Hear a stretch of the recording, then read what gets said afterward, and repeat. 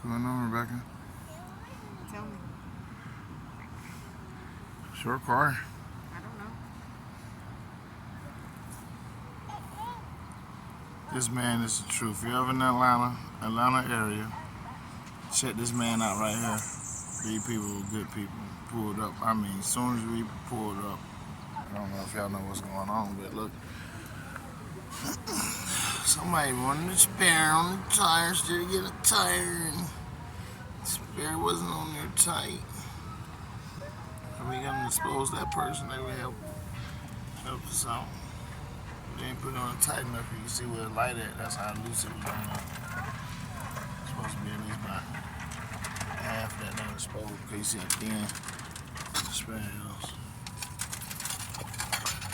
You get tire people. Keep tires in your car. Tell Layla, said babies be in there. Yeah.